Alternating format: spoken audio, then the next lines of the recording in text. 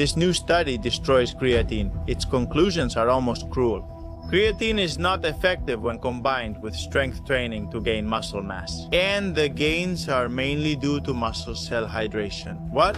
But don't panic. In today's video, we'll explain the study with science and address any doubts. By the end of it, you'll have crystal clear clarity about whether creatine is worth it or just a waste of time and money, or in which situations it is and in which it isn't. I'm Dr. Borja Bandera, and today we're putting creatine to the test as a supplement for gaining muscle mass. The first thing you have to do when a study appears that contradicts decades of previous results is to analyze it in detail. This is the study in question, published in Nutrients, where 63 healthy, untrained women and men with an average age of 31 took 5 grams of creatine a day, and they did strength training for 12 weeks. They did 3 strength sessions per week, 5 exercises per session, 4 sets per exercise, and 6 to 12 repetitions per set. The week before starting was the creatine loading week, during which they didn't train. That's a very important detail. The control group, the comparator, simply trained but didn't take creatine. That's why the study wasn't blinded. Blinding a study means participants, and in double-blind studies, researchers too don't know if they're getting the actual supplement or a placebo. There was no placebo, so everyone knew who took creatine and who didn't. This can influence expectations, training effort, or how someone reports their diet. Even though measuring lean mass with DEXA, the best body composition measurement device apart from magnetic resonance imaging, is completely objective and unquestionable. In fact, they did 3 DEXA scans on each person, at the beginning, after the initial loading week, and at the end.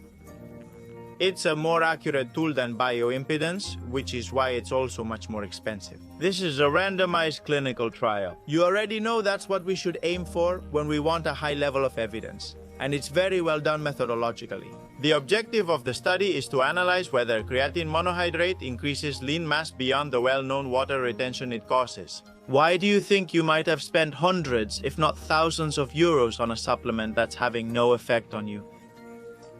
Many people became fearful after learning about this study, but don't worry, I'll explain what was actually found. The study's results were honestly fascinating, and it's a very well-designed study. After the loading week, which had no training, they only took 5 grams of creatine daily. The group that took the supplement increased their lean mass by half a kilo more than the control group, especially in the trunk, and the effect was more prominent in women. This shows changes from water retention since they didn't train that week. It's clear, isn't it? This means creatine alone won't make you strong without training.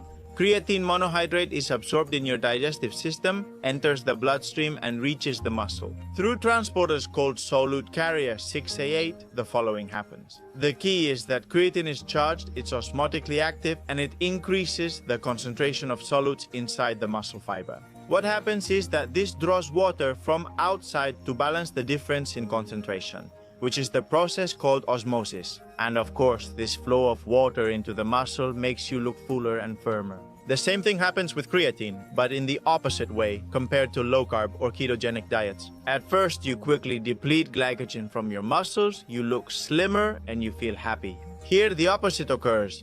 You gain water and glycogen, so you look bigger, but it's only temporary water weight. And what happened after the training period? Well, after the 12 weeks of strength training, both groups gained an average of 2 kilograms of lean mass with no statistical difference between creatine and the control group. I'll repeat, those who took it and those who didn't had exactly the same results.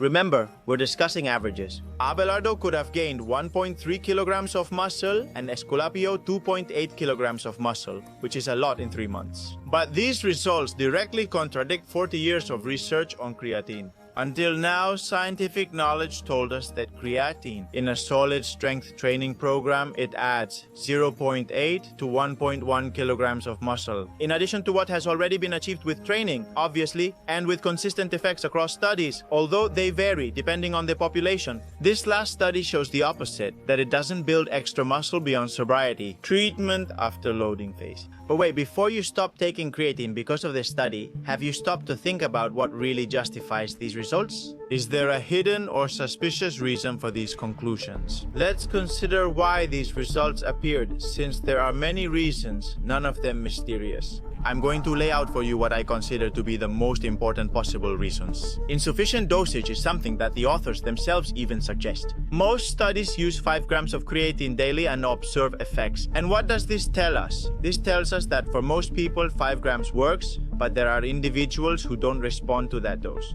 They're called non-responders. Why is that? Well, it's because they already have high muscle stores or because they need a higher amount to saturate them. We don't really know. It's an unanswered question. In research with creatine, in these non-responders, maybe higher doses should be tried to see changes, although that's just a hypothesis. Second, the creatine sample is not very representative and they find limitations. How much can we generalize creatine? It may act differently in older people or advanced athletes or in those who have been training for years, so the conclusions only apply to this sample. Also, varying starting amounts of intramuscular creatine. It's unrealistic to think that all participants started with similar baseline levels of muscle creatine. These levels vary depending on genetics, training, and the type of diet each person follows. Those who eat more meat and fish will have more, while those who are vegan or vegetarian will have less. Therefore, it is variable and it could have happened as well. The effect is...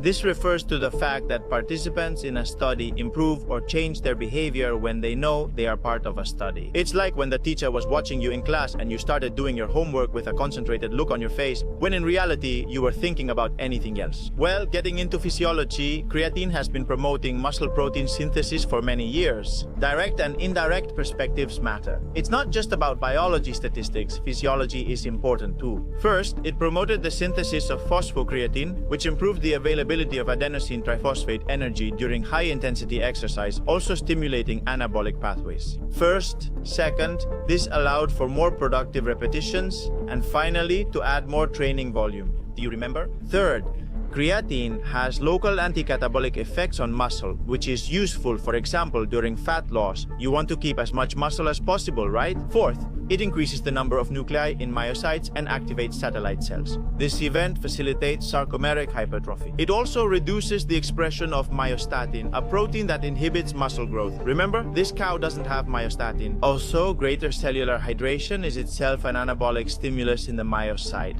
A more swollen cell has more anabolic signals. But when you analyze scientific evidence, a good exercise is to be intentionally skeptical. Is this an anti-creatine study? Is it neutral? Or is it actually a covert pro-creatine study?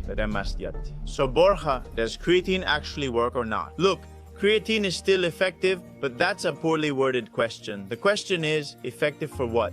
For gaining muscle mass? Yes, it's effective. This study is very well done, honestly, but it doesn't carry much weight if we compare it to many others that are just as well or even better designed over the decades.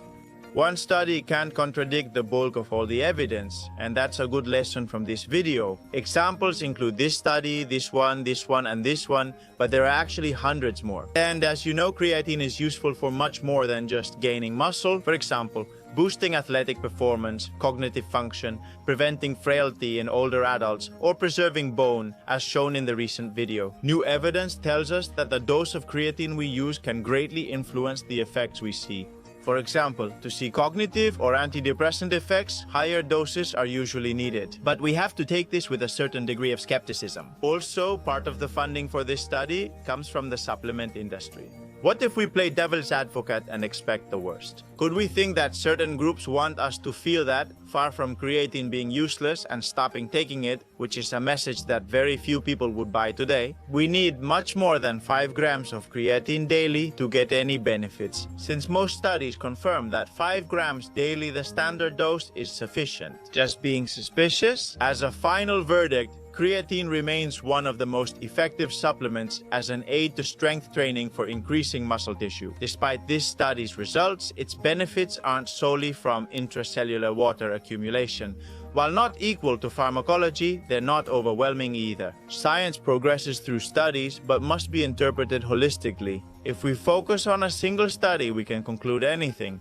But if we look at the bulk of the evidence, all the studies, by zooming out, then we can only conclude one thing. If you want to know who the best team in the NBA is, you can't settle that decision with just one game. The superstar could have a bad game, a referee's call might decide the outcome, or an injury could occur, change everything. Anything can happen in a single game. However, if we play a best-of-7 series, things are different. Beating an elite opponent 4 times clearly shows us which team is better. The same thing happens in science.